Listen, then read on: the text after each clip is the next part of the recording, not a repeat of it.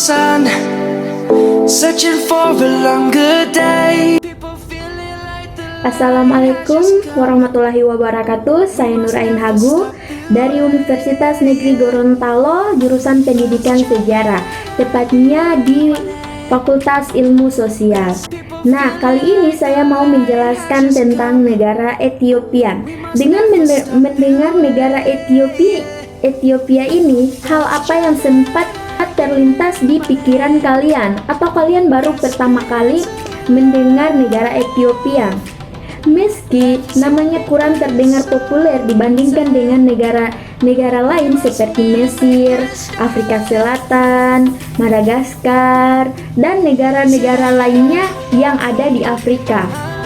Nah, langsung saja saya menjelaskan negara Ethiopia. Ethiopia merupakan suatu negara yang terletak di bagian timur dari benua Afrika. Sekitar 45% penduduk Ethiopia adalah orang Kristen, lainnya beragama Muslim, dan lainnya lagi itu menganut keyakinan agama tradisional Afrika kuno.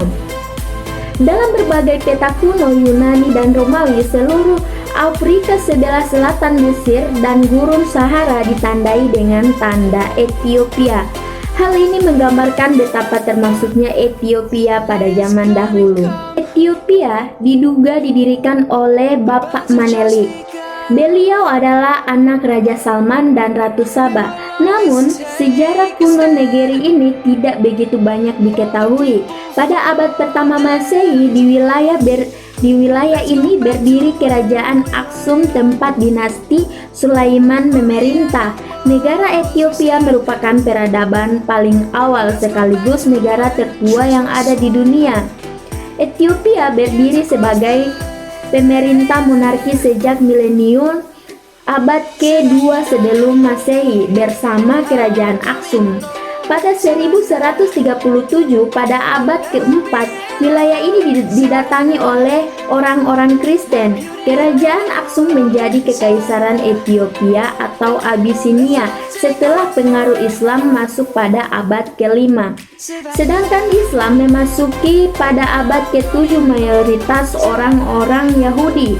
Ethiopia pada zaman kuno didatangi oleh bangsa Semit dari Arabia, kira-kira pada tahun 1000 sebelum Masehi. Ethiopia sekitar tahun 980 sebelum Masehi yang dibawa perintah oleh pemerintah feodal Demit. Di masa itu, sistem irigasi sudah sangat maju seperti penggunaan alat baca, menanam sereal, dan membuat peralatan dari besi serta senjata.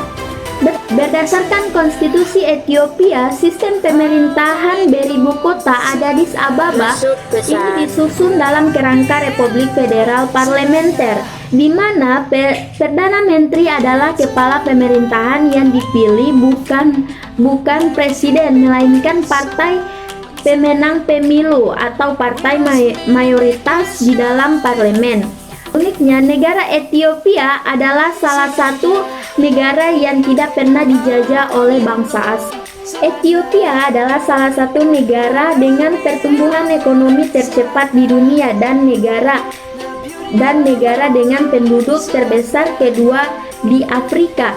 Hampir 50% penduduk Ethiopia berusia lebih muda dari 18 tahun. Walaupun jumlah orang yang berpendidikan dasar dan lanjut telah meningkat, jumlah lapangan kerja tidak sebanding dengan jumlah orang yang lulus dari institut-institut pendidikan.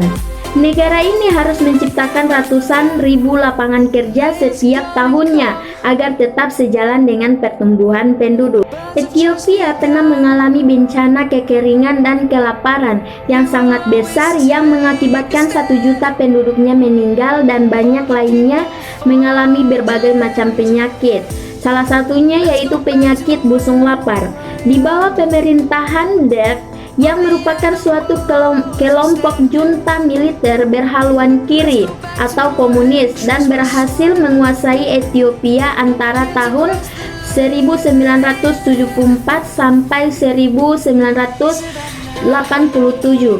Ethiopia memiliki struktur masyarakat yang majemuk, multi etnis, multi budaya serta multi religi.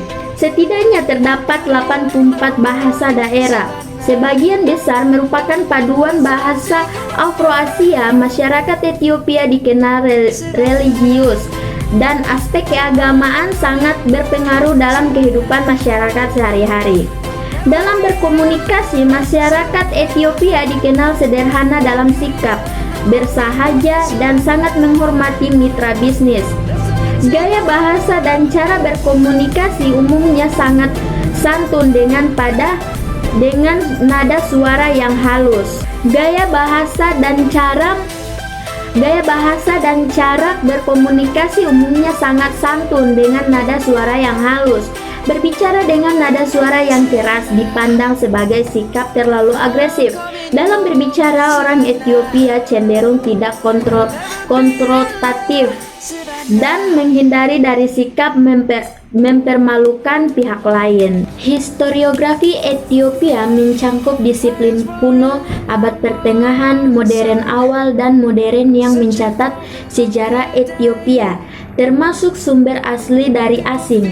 Akar penulisan sejarah Ethiopia dapat ditelusuri kembali ke Kerajaan Aksum kuno sekitar 100 Masehi sampai 940 Masehi.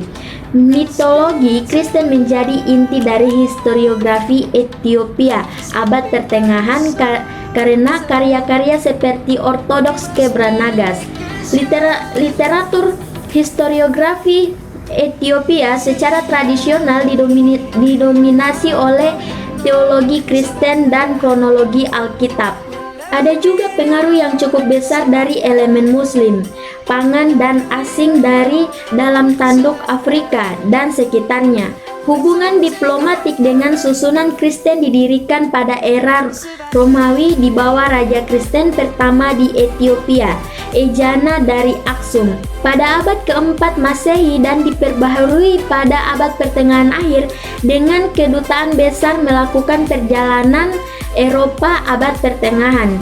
Selama abad ke-16 dan permulaan periode modern awal, aliansi militer dengan Kekaisaran Portugis dibuat misionaris Katolik Yesus tiba, dan perang berkepanjangan dengan musuh-musuh Islam termasuk Kesultanan Adal dan Kekaisaran Ottoman serta dengan orang-orang Oromo terancam.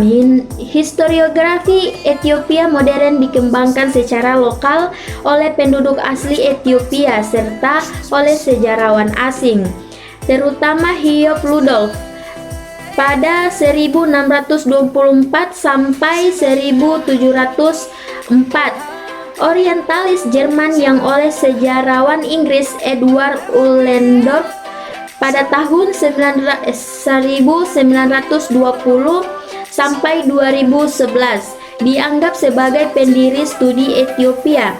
Akhir abad ke-19 dan awal abad ke-20 menandai periode di mana metode historiografi barat diperkenalkan dan disintesis dengan praktik tradisional yang diwujudkan oleh karya-karya seperti yang dilakukan oleh Heruwolde Selassie pada tahun 1878 sampai 1938. Hanya itu yang bisa saya sampaikan.